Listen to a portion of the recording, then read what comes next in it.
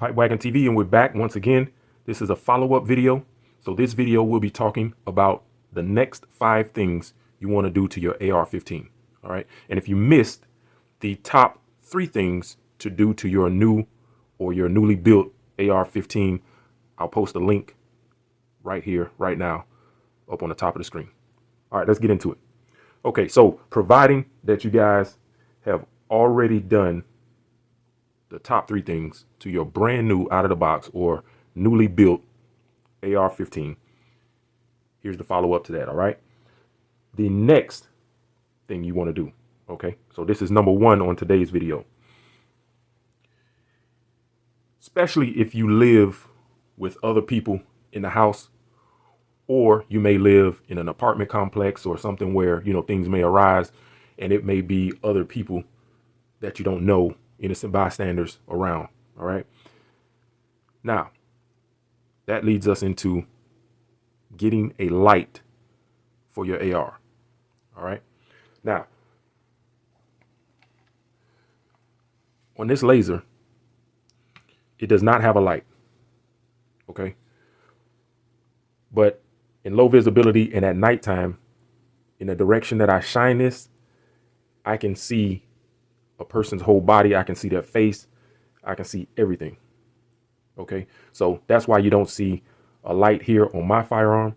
But if you don't have anything, you know, that would brighten everything up so you can at least identify the target or what's going on, then you definitely want to have a flashlight on there. All right. Now, if you live by yourself and you say, well, hey, I'm not around a lot of people, you know, things of that nature. And again, guys, these are for close quarter combat. OK, this is for close quarter combat environments. All right, go ahead and get you something that's going to be able to have ambient light so that you'll be able to identify your target. OK, it's kind of similar to our number 1 from the last video, but where it differs is that the number 1 from the last video was basically saying that, hey, you either need some type of iron sights to identify your, you know, assailant or person that's posing a threat to you, or a laser or red dot or some type of optic. But that's providing that the light was already good. Okay, from our number 1 from last time. All right, so now that'll take care of nighttime with this video. Okay. Now you can do these things and stack them up and lump them together. But what I did was, my purpose of these videos is just basically putting them in order of what's most important, things of that nature. All right. And then the least important ones come, you know, subsequently. All right. Now, number 2. Now is the time to go ahead and get your trigger the way you want it. All right. I know you guys been waiting for that one, but here's why I say that. If you have your trigger done early, all right, and you don't have lights, you don't have the proper things set up on your gun, and let's say something happens, then that's where you kind of see where I'm going, right? You won't be able to confidently, you know, take control of the situation, identify people that you need to identify, possibly, you know, things of that nature. So that's why I push the trigger a little bit further to the back, because, you know, your gun will still operate with the trigger that it came with, or mil-spec trigger, or sometimes they put upgraded triggers in certain models, you know, that they sell. Okay, so get your trigger set up. Some of you may be fine with the combat style triggers with the heavier pull weight, or the duty triggers and things of that nature. But now I would say take this time to go ahead and get either a brand new trigger. You got 1 stage, single stage triggers. You got dual stage triggers. You have modifications that you can do to your mil-spec trigger, polishing job, springs, things of that nature. Okay, so that'll make you a little bit more accurate.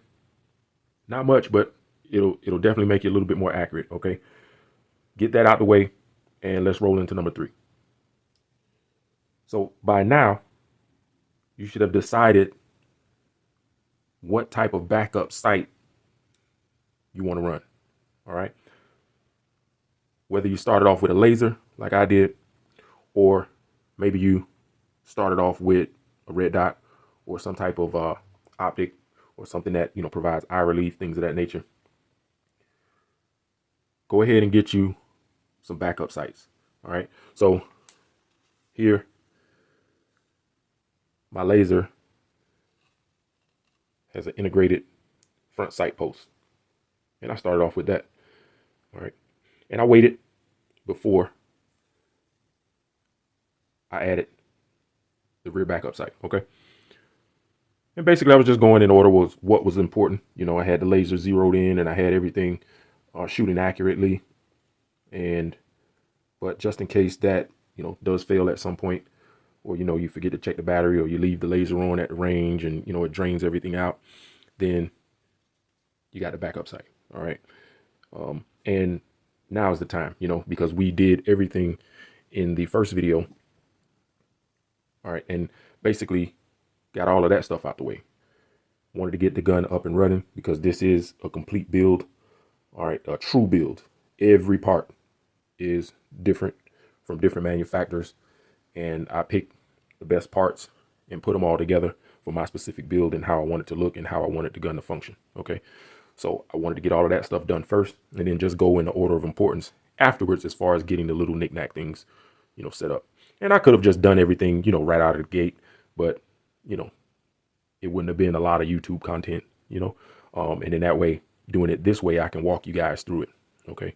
So definitely now we got the backup sight. So we're good to go. Okay. I'm not going to run an optic on this gun or a red dot or a reflex sight, just because of the simple reason that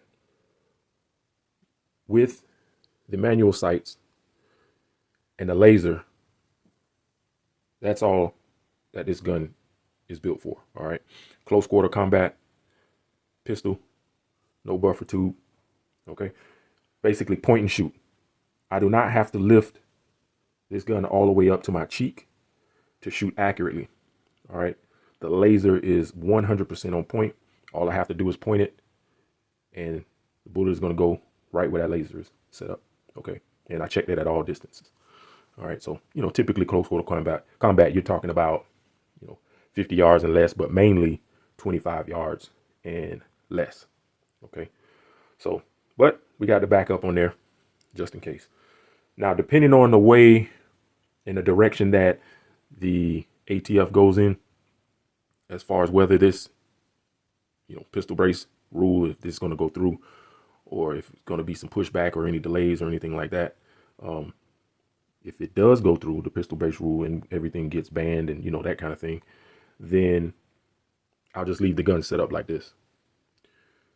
But let's say for some reason the pistol brace ban and the ruling and that stuff falls through, right? Or it doesn't get pushed through or it doesn't get passed. Then I'm going to go another direction with this particular gun. All right. And then I got another build that I have coming up if the ban doesn't go through. Okay. So let's get into the next one. Now, I would say number 4 would be some type of way to get a better grip on the front of your AR. All right. So I got these little grip strips here that attach to your rail or your handguard. And they simply just pop on and off. And they fit in there pretty snugly. All right. Basically, right where my fingers go.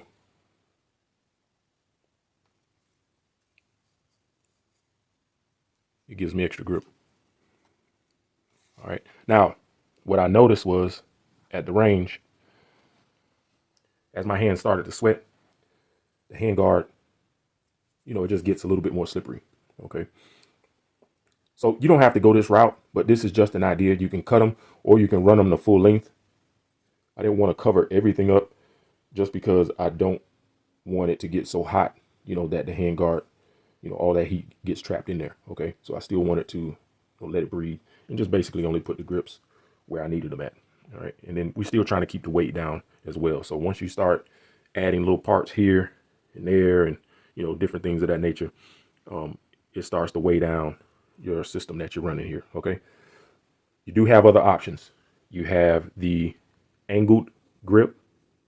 You have the half vertical grip. You have the vertical grip, which that will make your pistol an SBR. Okay. The half vertical grip will not make it an SBR because you can't get your full hand on there. All right. It probably sticks off about that much. Okay. But the vertical grip, it will automatically turn your weapon into, or your firearm into, an SBR. Okay. So you would have to, tack stamp your gun, that kind of thing. Now, they also make just a regular hand stop. The hand stops, you can flip them around. You can either have it facing that way so you don't actually put your hand forward in front of the barrel, or you can flip it this way so you can use it to pull back on your AR and get more traction into your shoulder if you're running a brace setup. Okay, so but just get something and put on there, figure out which way you want to go, because that will affect accuracy. If you're shooting and your hand is slippery and the firearm starts moving around in your hand, you definitely don't want to shoot the wrong person. All right. And not only that, you may say, well, hey, my hand guard, I got good grip on my hand guard, right? But what if you get shot and you're bleeding and then you go to put your hand back on the rail? Blood is very slippery. All right. So just get you some type of grip and figure out which way you want to go, in that direction. All right. Number 5. This is the best and the most important mod of them all. It's the actual human mod. Okay. You just made some changes and done different things in setting up or continuing to set up your firearm. Maybe you got used to them the way they were, after the first 3 things that we did in the other video. All right. Now, after you've done these changes, you want to go out, either go to the range, indoor, outdoor. If you live out in the woods, out in the field, set up some targets and just get comfortable, get acclimated to all the changes that you may have done to the firearm. Okay. Get used to how the grip feels. You may find out that it may be not aggressive enough, or you may need a little more texture, or it may be too aggressive. And, it may cause problems with you when you're shooting. When you go to shoot in a self-defense situation, you want to make sure that nothing else pops in your head that will make you uncomfortable as far as how the firearm is set up. Okay. So as you do these changes, get back out there and go right away. If you work, you can't go right away. Try to go in 3 or 4 days or the weekend or something like that, because you want to keep the time frame narrow, between when you make the changes to your firearm and if something possibly happens. Okay, so you want to be at least comfortable in knowing, okay, hey, I did this change. I put a rear sight on. Is my rear sight, zeroed in, or do I need to make adjustments, or things of that nature? Put this grip on. Is the grip going to fall off? Some guys on video, they order their brand new, guns from these different manufacturers, and their M-lock, the tolerances are different in these little rectangles, and some of the accessories that they go to attach, it fits on one side, but it doesn't fit on the other side. Okay. So when you're practicing, that's the time that you will find out what's working, what's good, what's not, whether your tolerances are fine, whether you need to zero some stuff or change some stuff around. You may find out that, hey, your sight, something may be broken.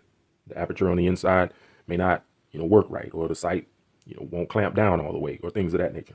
All right. So, all right, guys, I do have another video coming for you for the trigger upgrades. We're still tinkering around with the trigger. All right. So I got something good for you guys.